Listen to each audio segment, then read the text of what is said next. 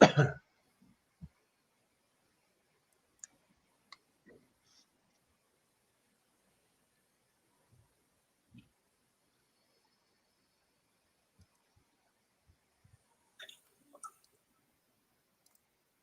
welcome to Smoker Broker. I'm Robert Mesh, and I am the Smoker Broker. Hope everybody's doing well. Happy Thursday. Moving through to the weekend. Summer is here. Good times, bad times, COVID, protest, everything. Everything's out there. It's the life we live. The reason why we call it life, lots of different things out there. We talk about real estate on this particular show. And today we're going to go through and do a little bit different. We're always talking about actual concepts and theory, training, and that type of stuff, because a lot of the people who watch the show really are geared in towards that information. But we're going to talk about a topic today that's really probably the most important, and it's the safety of the real estate agent. Far too many times we have some naivety out there as to what it is that we're doing, that everything's fine, there's not a problem. And for the most part, that's true. A lot of times that's okay, but every once in a while, and they're few and far between, but once is bad enough, there can be issues. And this show will be geared towards giving you the tips to kind of keep you away from those possibilities of happening. So my prior career, 20 years before this, I had the loss prevention crews that worked with me at Foot Locker, Foot Action USA, and Just for Feet. And one thing that we taught the guys was that every barrier out there, one additional barrier out there of protection, is that much more of a deterrent for somebody to do something. All right, we're going to talk about those barriers. You might not think that it's a big deal with certain little subtle things that you do, but it does matter. For instance, if you want to look at the retail world, something that you can relate to as far as when you're out and about, well, at least when you used to be out and about, when you go through and you go into a retail store and you notice that they have a dome camera. All right, that's what we would call one barrier. That's one barrier. That's one for someone saying, I need to be careful with that. Sometimes that's not enough. So one of the second barriers would be the seismic tags on the side when you pass and it beeps. That's a second barrier. A security guard that's inside the store. That would be a third. Every time there's another layer, it's another deterrent that somebody would possibly do something. So it does matter. If you follow the procedures, you really are improving the chances that something will not happen to you if you're following these rules. A lot of the major issues when it comes to safety is a realtor that let themselves get in a situation that they should not have been in the first place. So we're going to talk about those things today. As always, I'm joined with my crew. I like to bring them on. They do a better job than I do of explaining these things. I have three of my best and favorite agents on today. They're always so outgoing and so informative with all the stuff, and they make the show so much worthwhile. It's great to have, the person that runs the group, the people that do the group. They're the ones that really do the work and implement the things that we have in place. And honestly, we just can't do the show without them. So today I got Miss Richa on my side over here. Richa, how are you? Good to see you. Doing well. How are you guys? Good. How's everything going? Everything's good. Yeah. Got the little ones. Yeah. I saw you had a really nice close this weekend. That was I did. This week, I guess. Good to see you on the boards there, doing what you always do. Your occasional bam, something with a big sale. Rich is a great realtor for everybody's out there, but she has a lot of stuff that she does, but she's really good at real estate, and I wish she just did it so much more. But for those that are lucky enough to have her, she's a really strong real estate agent. And when I say bam, she usually does just the big deal. She'll just go in and just, here's a $700,000, $1 million one, so she's quite the agent when she gets out and about. So congratulations on that. Always nice to have a decent close like that. Yeah, thank you. I mean, like we've talked about before, it's always about building those relationships and being there for your friends when they need you. That's it. Well, so, I think your friends I think they already know that, but they're super fortunate to have you. I think a lot of people, and it's by your choice, don't realize how long you've been doing it and how strong you are at it. And thank you.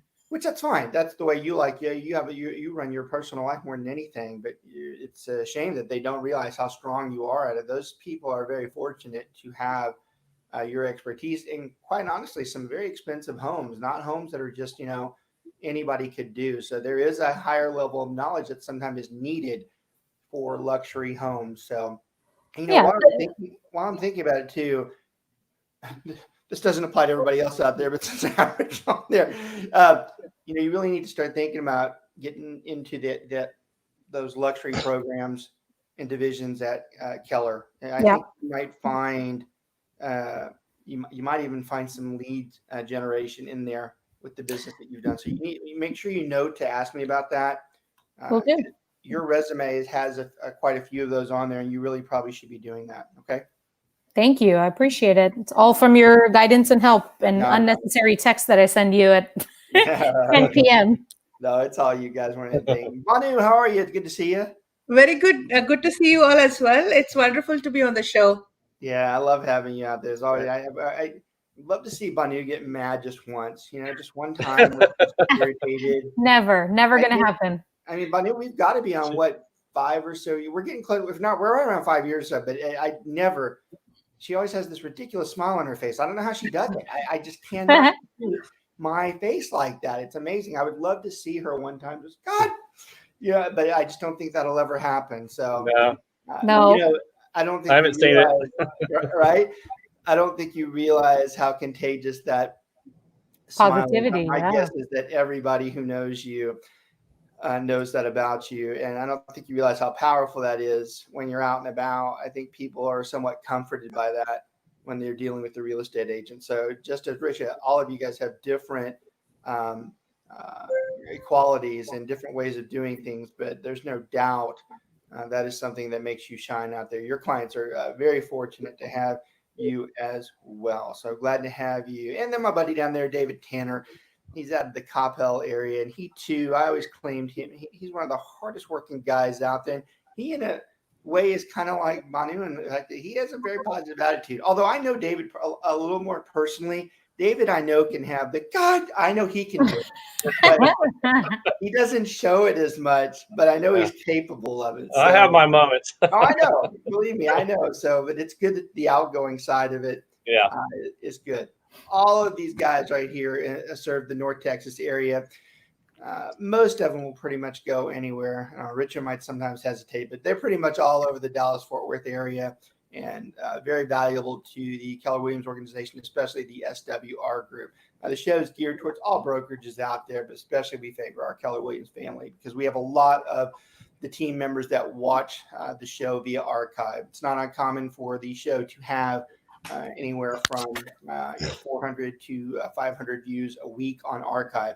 I do like the fact that the audiences tend to be getting bigger. I noticed last week was the first time I didn't post the show right after we were done because normally I do it that day of, and I just forgot. It was the first time in 2 years that I literally forgot. And when I posted it on Saturday, so it only had like 99 views because I hadn't posted it. And when I posted on Saturday, it went from like 99 to almost 400 within 24 hours. So that's very comforting to me that there are quite a few people out there that watch on archive. So very appreciative of that. Glad the show gives you value. We try to make it to where there's takeaways from it. And today will be no different as we talk about probably the most precious topic in real estate, and it's our well-being and our safety when we're out and about. It's one of my most concern. And it's very unfortunate that I don't address it as much as I should because, and don't get me wrong, inside the Keller organization, they have tons of, our crew is very well aware of safety issues. I just get annoyed that I don't talk about it as much because I'm so piled up with technicalities, legal, and all that type of stuff that I don't address it as much. So I like this particular show because I think it's just as important and we don't get it out there as much. So let's talk. There are so many topics.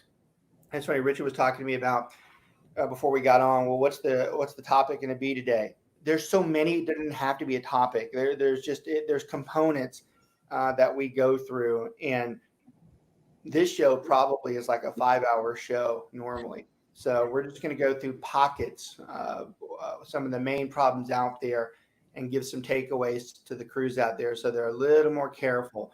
One of the changes to the show, we've done the show probably 3 times over the last 2 years. One of the significant changes to it is, now COVID has to be in place with safety. We've talked so much about COVID the last 3 months, and that's fine. Need to. And even right before the show came on, we were starting to talk. So I'm going to start off with that. We're not going to get deep into COVID because we've been discussing it so much. But from a safety perspective, since the show is about safety, I want to make some brief comments about it. Very interesting what we're seeing out there. We were talking. I love how you guys were talking before the show started about what you're seeing with COVID, and I was going to say a daily changing thing. I think it's more like an hourly changing thing now. We go from being horrifically scared to, this sucks, to, yeah, it's all right. I guess we can do this or that, to, hey, it's all right. Nobody else is doing anything. We'll go ahead and just get on out there, to, whoa, it's still out there and it's getting worse. I don't know what to do. I've gone like this, over the last few weeks. So the guys, for everybody else that's listening, the guys were talking about when, before the show, what they've seen recently when they go to the doctor, the people that they're seeing, how they're reacting. And we've talked about this on several shows recently, but, it's really a 50-50 mix out there. You have half the general public that's very concerned and they are all decked out. Mask, gloves, everything. And then you have the other half that are like, I don't care. It does not matter. I'm not doing a damn thing about it. And that's just the way it's going to be. The beaches are packed right now, which I certainly question that. I mean, I'm not saying whether you should have a mask on or not. What I am saying is those beaches being packed with strangers that close to each other traveling. I don't know if that is the greatest idea. But from a safety perspective inside the real estate world, we still have to be concerned that it can pass with our clients. I'll give you a good example too. This one hits home to me. So I have not met anybody as of the weeks before until this past week. I had not met anybody that had it. And I talked to a lot of people and I see a lot of people, and I had not met one person who had it until Wednesday. So this was through via a friend of a friend. I thought it was awkward that he shakes my hand and then tells me that he had it. And by the way, on the shaking hands thing, I asked somebody whether they want to. I don't just assume. I'm now like, are you a hugger or a shaker or a no? So, and he goes, I'm a shaker. I'm like, well, great. So I saw him. It doesn't bother me. I wash my hands, so it's all good. So right after that, like 20 minutes later, we're talking amongst each other. And they're like, well, you look like you're just doing great. I go, oh, well, we're having surgery or something. No, I had COVID. I'm like, God, you could have at least told me that when we were prior to the handshake, And for the record, I still would have shaken the guy's hand because I know damn good and well those people that have had it, that have had to go through county resources, believe me, they have been schooled on when they are allowed to get out and when they are not allowed to get out. They are federally tracked right now. So believe me, it wasn't that concerning to do it. But here's the thing. Guy is my age. He's just under 50. He's healthy. Nothing wrong with him at all. And it just hit him like a ton of bricks. Spiked a fever one evening. Fine the whole day. Spiked a fever at 104. Went in. They go, you've got it. Put him at home, with the stuff he needed. He goes through the first night where he's delusional, just like you've heard on TV, which you can't believe TV, which is why I thought this conversation was interesting. It was delusional the first day. Second day, he started losing his breath, which he said was the scariest thing in his life. He said he was this close. He actually had decided he was going to pass, which is very scary for someone who's healthy. I've heard these stories. I've been suspectable. I'm like, I don't know. I don't know if that's true or not. But it hit home. I go, this is true. This guy, I know him. This is a legitimate. So he goes back into the ER. But here's the thing. This is the message I wanted to pass on with this. He is one of the later ones that got it versus the ones that got it in the beginning that caused this whole pandemic and was really scary. Well, still is scary. But the procedures are now in place that they were able, I'm not going to say they treated him, but it was enough to get him through. The drug, what was it? The Revisum? I can't even say it. Remdesivir. Yeah. They put him on that, and 24 hours later, his breathing problems went away. His fever held on for another 3 or 4 days. They gave him some, I want to say plasma from somebody else who had it before. And 10 days later, he's back to normal. So it's scary that I met someone that had it. It's scarier that he was a legitimate, just like me, could get it. And it did reinforce to me that it is still out there. It can still happen. And as we're talking about realtor safety today, I'm going to renew our conversation about it's everybody's choice on what they do. We cannot force somebody to do something. However, from a safety perspective, it is our responsibility to tell our clients that they really should have a mask on, probably should have gloves, even though the CDC boxed the gloves. I'm like, the gloves are still gloves. It's better than hands touching. They say the gloves. I'm like, I don't know about that, but mask at a minimum because it's the droplets that are a real problem. And it's probably a good idea to have disinfectant with you as you walk through and you spray the doorknobs and stuff. I'm not telling you to do it. I'll pop brokers that call me. Why'd you tell them that? I'm like, I didn't tell them that.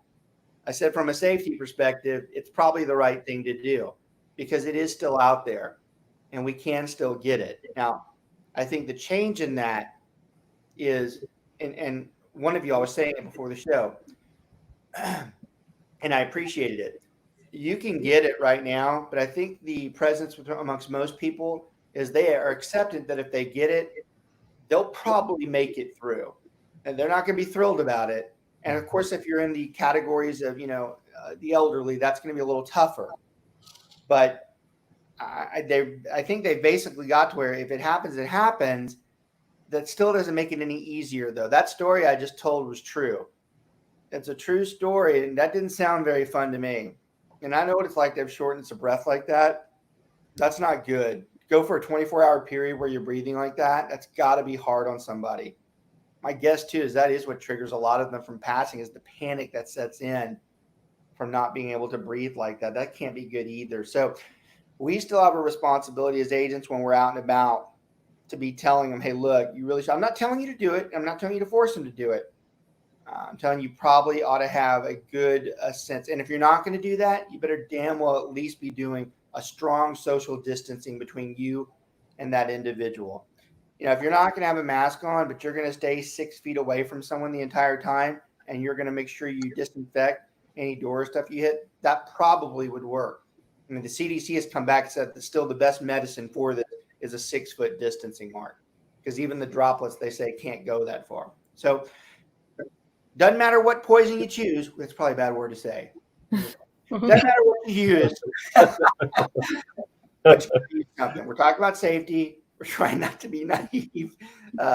You got to have something out there. All right, comments from y'all before we move on to that. What are y'all's thoughts there? I think you hit it on the head. I think a simple thing like a mask, I don't think should be inconvenient for anybody. It's simple. It's a simple ask. Right. Keep your distance. Hand sanitize if you don't have, Lysol wipes and spray and all that. So if you open the doors and stuff, just make sure you wash your hands with soap and water before you exit the home. Or if you don't have soap and water, just hand sanitize. And I think these are like some general common sense safety measures that people should be taking.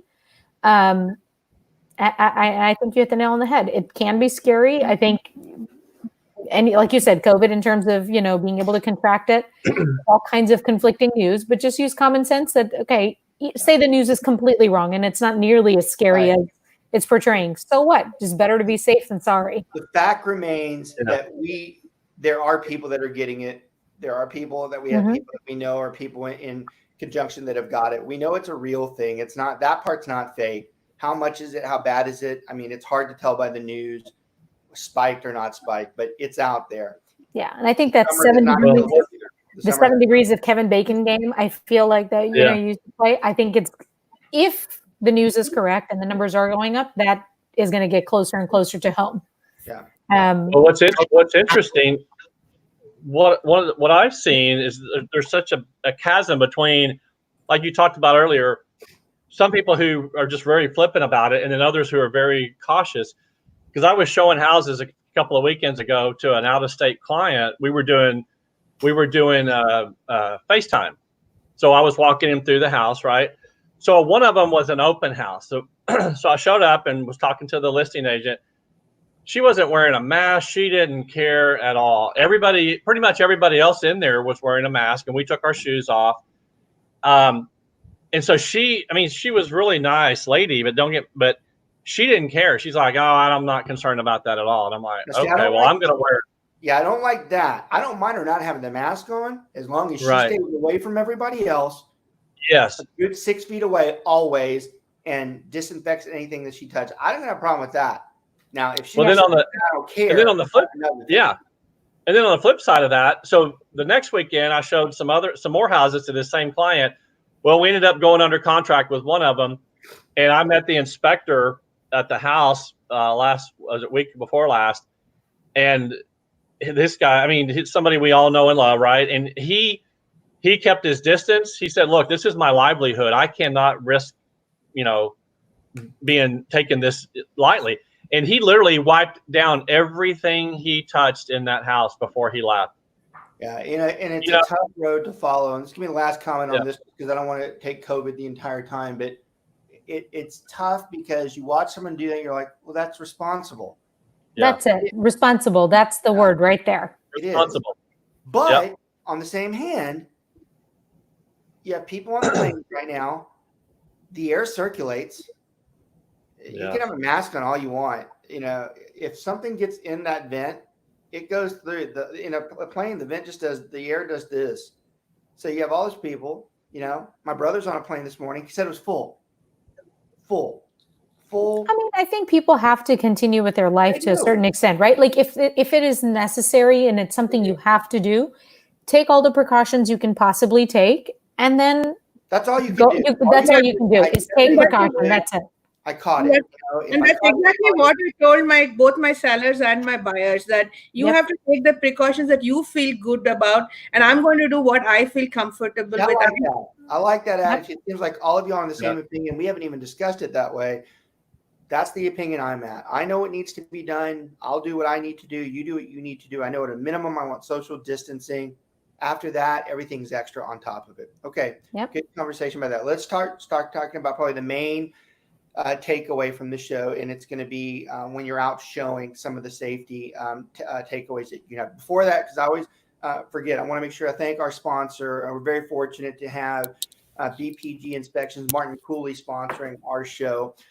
We have a lot of choices as to who we can use as an inspector. We give multiple choices to our clients because we don't want to say just use this one, but we'd be lying if we didn't say we favor Martin a bit more than a lot of them out there, because he does such a very good job with our clients. His bedside manner is so fantastic. He tells it like it is, but he doesn't scare them, but he still does the reporting via the Texas Real Estate Commission.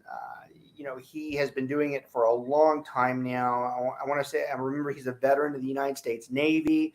He's certified in all. He's certified in COVID-19, ASHI, mold inspection, HVAC, pool, spa, all the home general inspections. Just a really overall good guy to have. We have a lot of brokers and a lot of agents that watch us.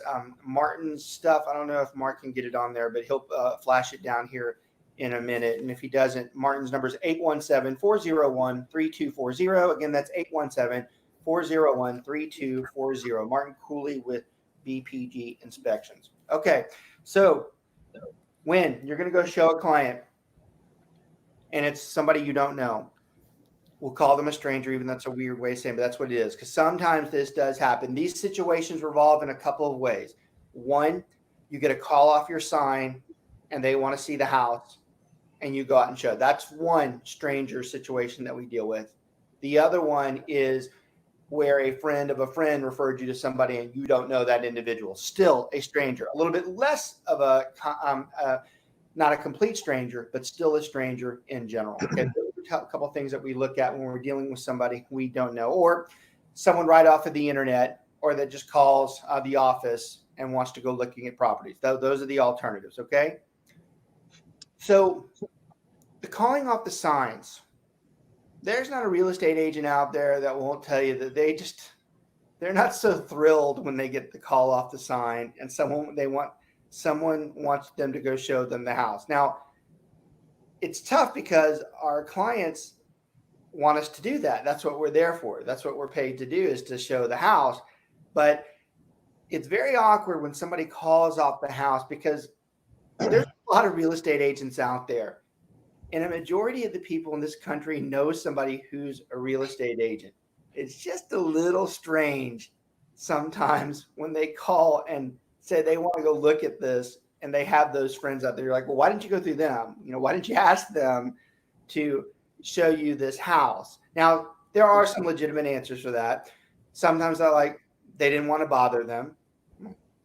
You didn't want to bother them. You want to bother me, right? Well, yeah, so that's fine. And it's not a bother if they're going to buy it, but it is a bother if they're just looking at it, right? So you have that, but it's a stranger at a minimum.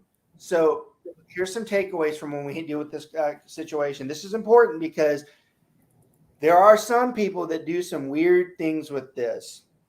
So I've seen before where some agents will require you to give ID before they go show. Now, that's a very concerning line to walk, depending on how you utilize and execute that order. Now, the National Association of Realtors post, in their safety miles that they go through, and they say that asking for an ID can be somewhat okay sometimes.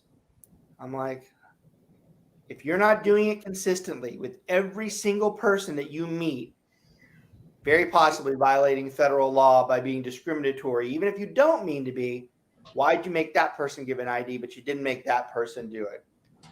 Not a fan of asking for someone's ID. There are a lot of other precautions that we're going to talk about that you can do that would not be revolved around asking someone for an ID.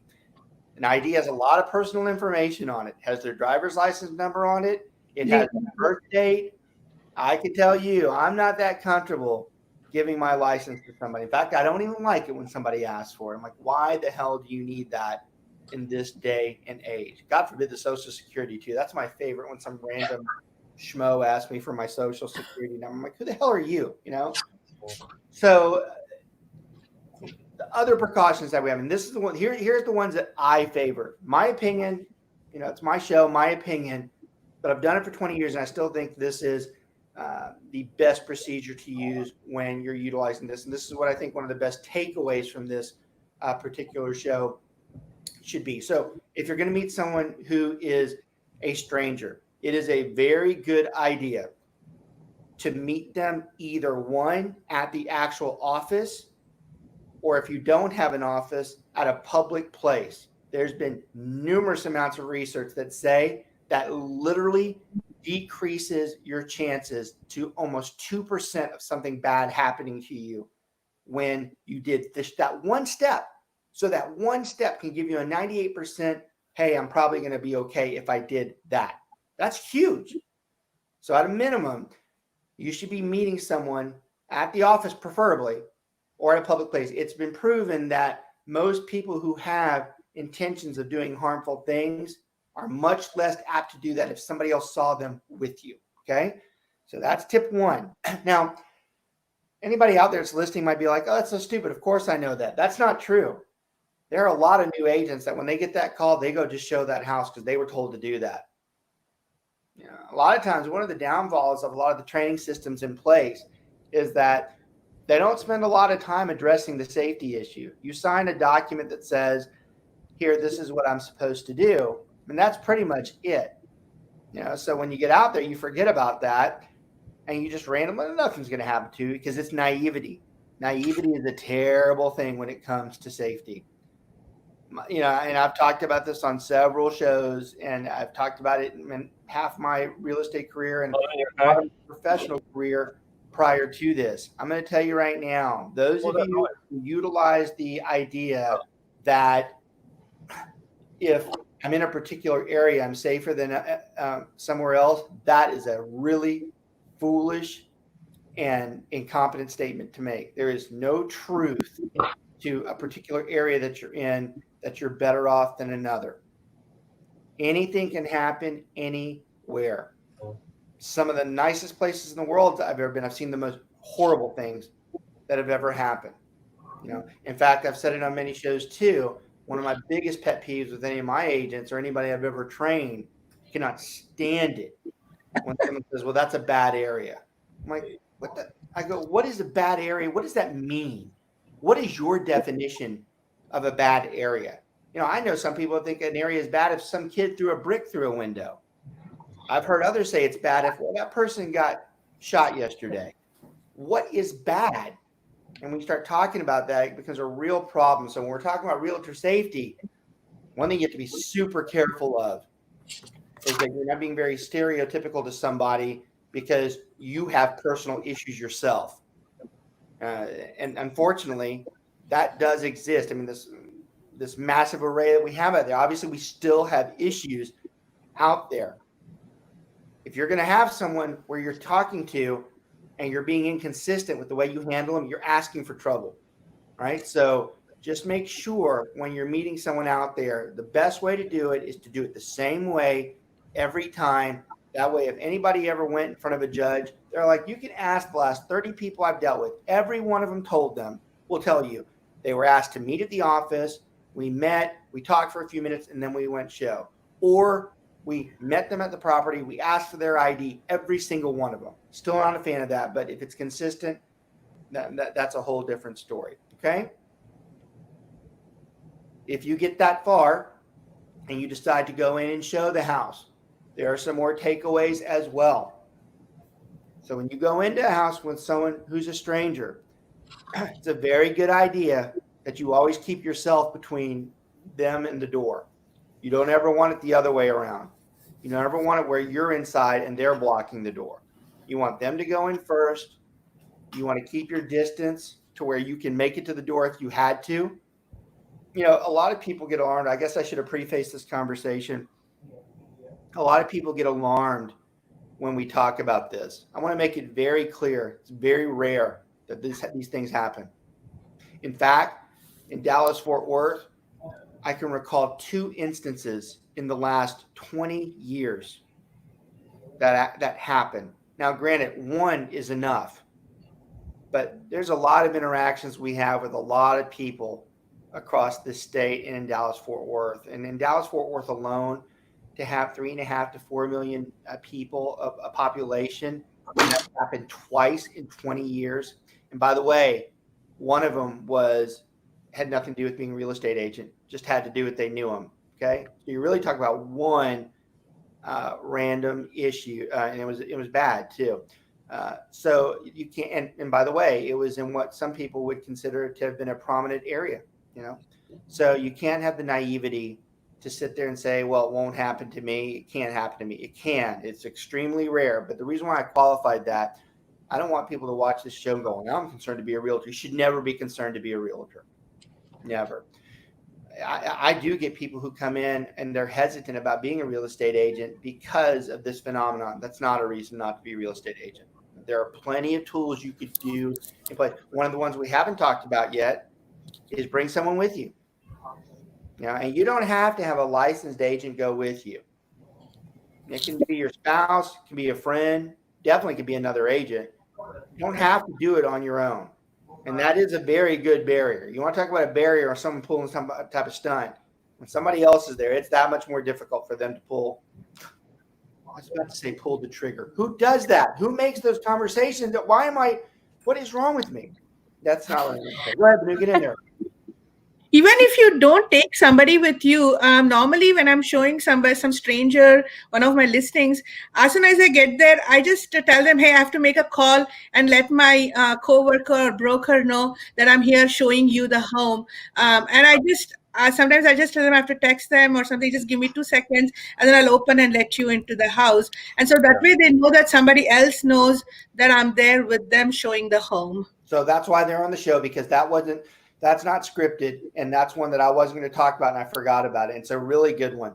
Nothing wrong with saying, hey, look, let me make sure it's a policy that, and once again, it's policy.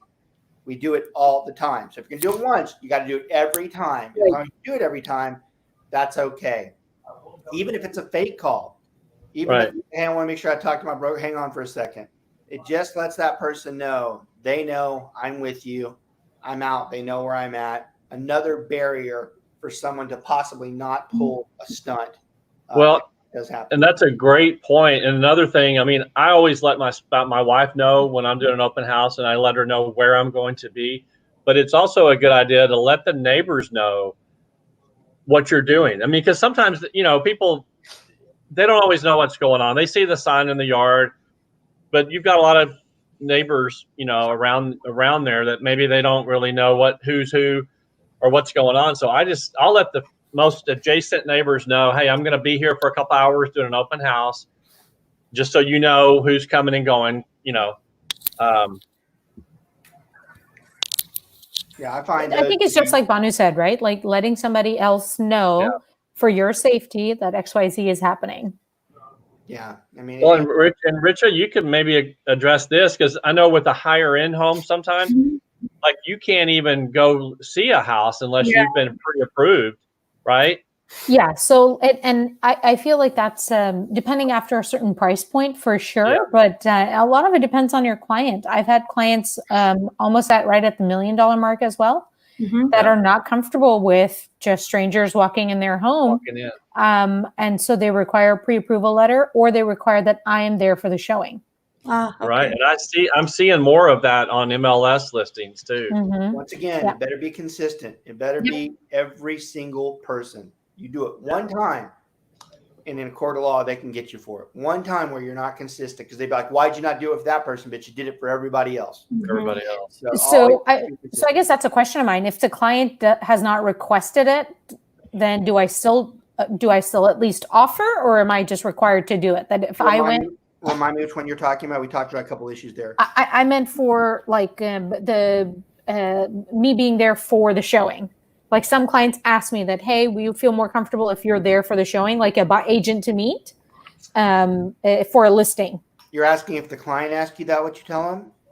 Yeah. So if one client asks me, hey, I want you to be there for the showing, for all the showings that happen. Yeah. So do I at least offer that to the next client that I have that's at that mark? That's different. That's different when it's a client. Yeah, it's a client's requesting. Yeah, no. If you're doing it because you do it, you have to do it for everybody. If they request, okay, just wanted to clarify. Yeah, we have to answer to do what they, whatever they do. Now, I will say the obvious that. Remember, we always tell every seller they typically don't like when we're there. I'm just going to tell you, they don't like it. But I do understand. I will admit, in the luxury homes, you see that more often. You do see that, hey, you need to be there too, because those houses don't get shown very often.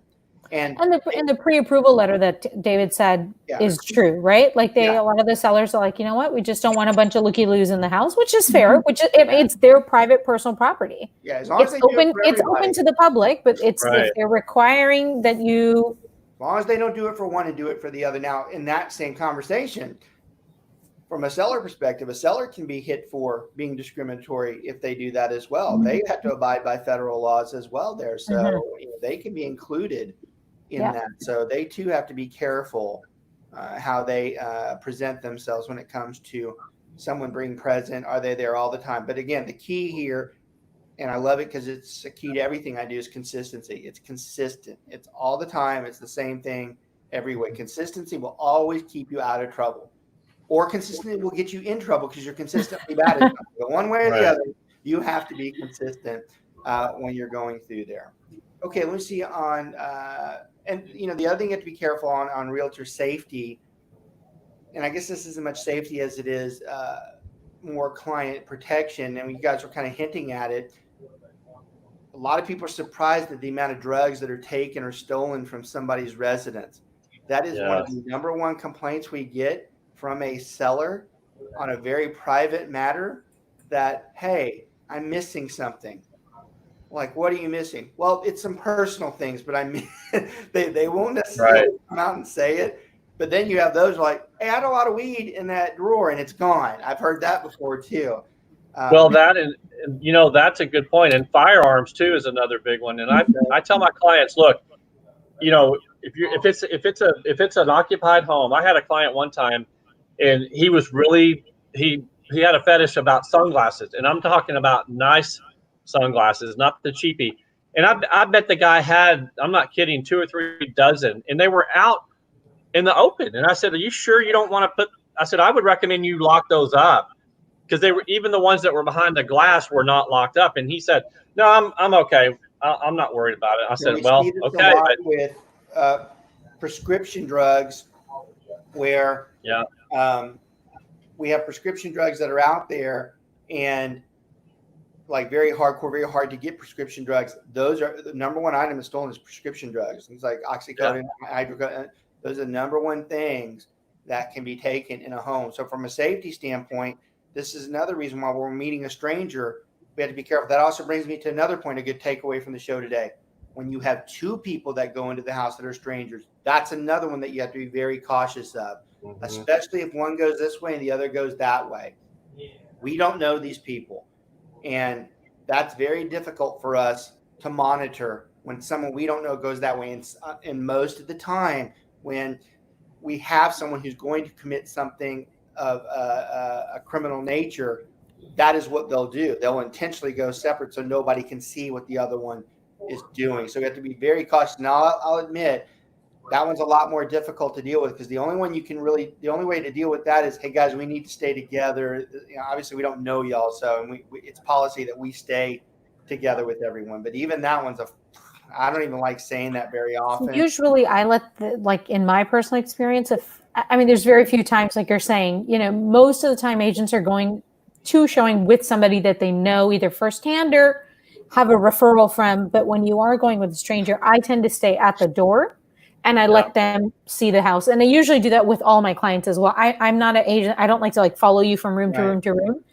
I usually, at least I give you your space. If you need my attention or you have a question, you're showing me something, and I will be there. Some sellers have issues with us not babysitting. I'm like, we can't do that. And the bottom line is this: the moment a seller agrees to put the lock on the door, they've given access to anybody going into that house with a real estate license. If they let us in, we cannot be responsible for what someone does in there. We can do the best we can at supervising, but we're not there for protection. Luckily for sellers these days and in this day and age, it's very fortunate that most of them have cameras everywhere. But that can also be a bit of a prickly situation, Robert, because I had a seller who was very upset that these people were going through his drawers and closet, and because he had custom drawers in the closet and they were opening and looking at it, and he was like, can you put a note saying they can't go through my closet? I said, well, I am not the one all the time showing the home. There could be other people seeing as well. So it's up to us to make sure you don't have anything valuable and personal in it. If you need to pack it up, put it in one closet, lock it up, and so we can put a note saying this closet cannot be opened. We can do that, but you just can't. I can't just say don't open, because they were opening like medicine cabinets and fridge, freezer, everything. But some people are just like that. I'll tell you, the some people too, the worst of those are your friends. They're the ones who do stuff like that. I have to tell my friends, I'm like, don't screw off in here. I have to answer for this type of stuff. So it's your friends that are worse with that when they go through, because they're screwing around. We've talked about this in a lot of shows recently, but we continue to reiterate, when you walk into a house, you better believe there's a good chance somebody's watching you or listening to you. And if you don't know that by now, you got bigger issues. So whatever you do, however you conduct yourself, it better be in a professional manner, because they are listening to what you do. So that is, and that's not just inside the house. That's right outside the house as well. So people, we tend to, we show the house and then the client wants to discuss it outside the house, and you discuss it on the front patio. Ring is very good. Most people have a ring. Ring's very perceptive of hearing. It's very clear when someone's talking. And, those of you too, we've talked about this on another show, but since Richard brought it up, I'm going to talk about it again. you should tell your clients when you walk in a house, do not make any obvious comments. Do not make the, oh, I love this house. Do not make the, this is the one. Do not make the, I'll pay whatever for it. They can hear you. And the moment you've done that, you've killed any negotiation skill. And those of you, like Richard said, she made a really good point. Well, let's just walk outside. I've seen agents do this. I'm like, they can hear you out there too.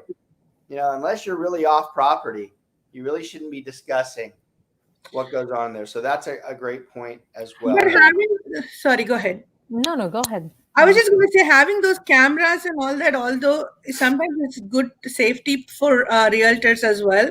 I mean, at least we know that, you know, it's just not, you know, I'm walking into an empty house. It's just somebody watching, which is good. Actually, and that's a great comment to make.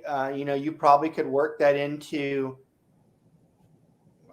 the show's just as good as for me as it is for y'all. That actually, the more I'm thinking about that now, that's actually a good entry comment into a house. Go, hey, look, feel free to look around, do whatever you need to. Go, just want to make you aware. Don't make any comments about what you like about the house, because it could hurt negotiations. You know, remember, they're watching. There's cameras in it. That's actually a very subtle way of saying, I'm not telling you to be careful. I'm telling you they're watching us. So that's actually a really good comment from a barrier standpoint.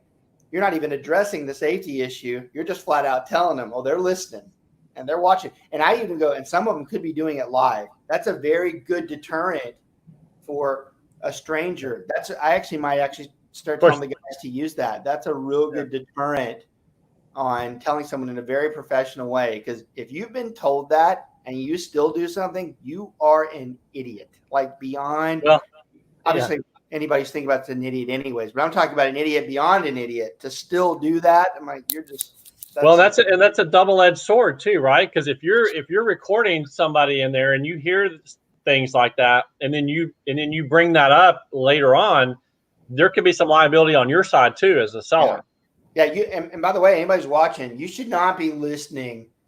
That's a real gray area. There are some people say you have to notify people that you're doing that. That's real gray. I've never seen, you know, where the notification is, where they do. I'm just telling you, I don't think I'd be the one that's listening in on somebody's conversations. One, from a courtesy standpoint thing, and two, there could be some legal ramifications if they caught you doing it or they caught on to something. Although I say that every time I say I'm going to go get some Crown, there's about 5 Crown things on my Facebook. I mean, I'm like, you people mind your own business. I mean, y'all don't have to worry about me buying the Crown. I'll get it, you know, but it shows up there. So it's very awkward who's listing and who's. And it's human nature. I've had to counsel clients because they'll go in. I've taken clients in houses and they'll start making comments about, oh, I hate that floor, or that's an ugly furniture. I'm like, you know, keep those opinions to yourself, because, you know, whether they're listening or not, I mean, you don't know who's there. I've been in open houses and people make comments like that. You don't know who's standing around you. So this is a good comment. Some people would argue that's a good negotiation ploy by saying that. I'd be like, I could go the other way too. You could piss them off. Yes. Or talk that way about their house, and like, I don't want to sell my house to that person. So it works both ways. You bet. I think just general, be kind to others, like goes back to literally Sesame Street Elementary School. I wish. You don't want. I feel like just about if we could all go back to the sandbox. Yeah, that's a real true. I feel like those are like good, right? When it came to safety responsibility with the COVID, when it came to safety responsibility with showing a house, came to your personal safety. Pleases and thank yous. Just be aware of your surroundings. Be kind to others. I really think that, like you said, like Banu said, let somebody know that, hey, somebody else is watching. Simple measures. I feel like. I will tell you, I stay away from all political comments, at least live. 150 million%. Yeah, live or anything like that. But I will say, at any time, in retrospect of what's going on today, in my opinion, it's a respect issue that's a problem. It's not a bunch of other issues combined, one or the other. It's a respect issue. We've lost the respect for the average person out there. We've lost it. We don't know. We don't know how to interact. We let our opinions overseed. It's like we can't have different opinions. And because our opinion doesn't view with theirs, that they're bad. I mean, that's not the way this was designed to work. And the unfortunate thing is I don't think you can teach respect. It's too hard. And it is the thing that troubles me most, because you're right. If people were more kind to each other and more respectful, this wouldn't be as much of a problem with everything that we have out there. But now you have a world that's extremely entitled, thinking I'm owed this, I'm owed that. You have a 17-year-old that's quoting, rights that they have, and they haven't even experienced yet what those rights are, nor do they even know what those rights are. There they are, just firing away. It's tough. It's a very tough thing when you start losing the respect for somebody else. And I think that's become one of the biggest problems out there. All right, I want to end the show on one more major safety topic issue, because it's a big one, and it's driving. And thankfully, this is not as much of a problem anymore, because most agents and most people these days drive separately, and COVID's certainly going to succumb to that as well. If you were still bringing clients in the car, now is probably your best time to say, hey, we just don't do that anymore. COVID has proven that we really shouldn't be. In the flu season, you should have never done that. It drove me crazy when clients wanted to drive with me in the flu season. I cannot count the amount of times, and this is way back when, because we really don't do it anymore, but I cannot count the times where I had someone in the car and their kid sneezed or something, and they're like, yeah, he's sick all day. I'm like, God, yeah. I mean, Right. Why the hell is he in here? Actually, I haven't told this one in a long time too. Never will forget. Y'all, I got stories all left and right. I was up there on 380 before it grew to what it is today. This person begged to go see houses, and I went ahead and move some things so I could do it. We're in there. It's me and the kids in the back. We're driving through. Everything's fine. All I hear is vomit all over the back of my head and in the car. And then the guy tells me he's been sick this past week. I have never given somebody a more infuriated, stupid look than that individual. Do you know I had to sell that car because of that? There was so much vomit, I could never get it out, and it just sickened me to this day. So that's a good. Please stop. Time out. We can't discuss this anymore. Someone in the car there had to sell the car. I love that car too. So here's the thing on the driving. One, we have to be very careful from a liability standpoint. Even when you're driving yourself, there are issues in hand if you're in the scope of work. A broker's biggest nightmare is an individual agent who's out there showing property, even if they're on their own and they're impaired or something, and they hurt somebody, or if they just hurt someone, period, because of negligence. Probably the scariest thing that keeps brokers up at night is that that's a reality that can happen. So you have to be extremely careful. We always talk about this one's a problem too, and I'm just as guilty of it. There's nothing more embarrassing than showing property if they're in your car or even following you, and you get pulled over for speeding in a school zone. And don't think I'm ripping through a school zone. It's very hard when you're showing property to forget where you're at, and you end up going like 30 in a school zone. It happens, and it's very embarrassing. It's very embarrassing, and explain to the client that that's what happens. So from a safety perspective, those of you who drive like you normally do, which is pretty much like shit for everyone out there, when you're in the scope of work, you really have to concentrate. You have to abide by the laws. You have to abide by the speed limit. You have to stop when it says stop. This can get you in a lot of trouble with certain people, and it is in general a safety hazard when you're doing those things, especially being on the phone when you're driving with clients. That is the most stupid thing I see. I'm not saying when you're on your own. If you're on your own and out of work and you're doing it, it's still stupid personally. But as far as in the scope of work, when you let a client see you talking on the phone while you're driving, not a good idea, especially if you have an accident. That's another distracting tool out there. So from a safety perspective, no talking on the phone when you're in the car with a client, or even if they're following you. Abide by the laws. God forbid if you're doing anything beyond what you're supposed to be doing. That's just a recipe for disaster when it comes to safety. The end of the show is the most brutal is a safety issue occurring because of driving. It is the number one factor that really is a problem for us. So that should be another takeaway as well, being careful. Richard, something before we go? Did you raise your hand? I was just going to circle back real quick to the firearm thing that David talked about. I know in our state it's very common to have them, but I do let all my clients, like the listings, let them know, hey, if you have a firearm for your safety and the safety of others, please go ahead and lock them up. Yeah. Because I had gone to an open house. I'll never forget this for the rest of my life. They had a gun case, and I'm talking big rifles and stuff, just open. And I walked over there, and there was somebody else's child, not my client, somebody else's child had opened the cabinet. Right. Now they were just looking at it. I don't know what all they were doing. But again, it's little things like that, right? Like it could have turned disastrous fast. Yeah. Mm-hmm. And so just simple things like that. Just go back to the kindness, simple common sense thing. I do want to address one more issue before we go, because it's an important one and it is on the gun topic. So we have people listen across the country, so this is different per state, but in the state of Texas, it's an open carry. They can, you're allowed to carry a weapon. Well, actually, it can be concealed or open right now, right? Right.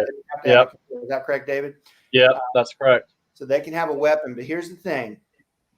It's very difficult when you run a large group or brokerage or firm to address these issues. Most of the firms have policies in place that no firearms are permitted or on the premises, or if they're with any type of client.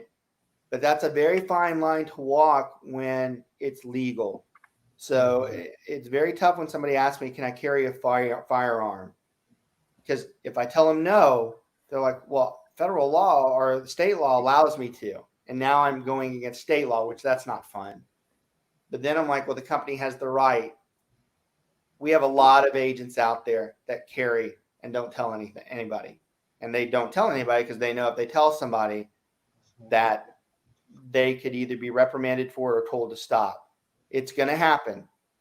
They are out there. And my comment to you is, those of you that are going to do it, you better damn well make sure that you've taken every safety precaution you can on that weapon, because those stories about a weapon going off and hitting a client, which do and have happened, are beyond the ones that you want to be a part of. Now, any gun owner on here is like, yeah, we know that. We have to go through all of our – I'm like, I know. And those same people are the ones that still have done that. So I'm just telling you, if you're going to do it where you're told not to do it, I'm not giving you an opinion one way or the other, whether you can have it or not. What I know for a fact, there are those that want to do it are going to do it anyways. You better be careful. It's not just you that's involved. Some people argue, well, I'm protecting my client. I'm like, yeah, we can go different ways on that, whether you're protecting them or putting them in danger. But nonetheless, it's a safety issue and it's a big one. So just be very careful with that. Well, it's even though it's law, a business has the right to not allow you to carry it in their business. So and the sad thing is they can't monitor it. I love it when it's out there. I'm like, how are they going to know? How are you going to know? Right. If you're concealed carrying, you won't know. Yeah, you'll never be able to know. So it's interesting how they put that in there.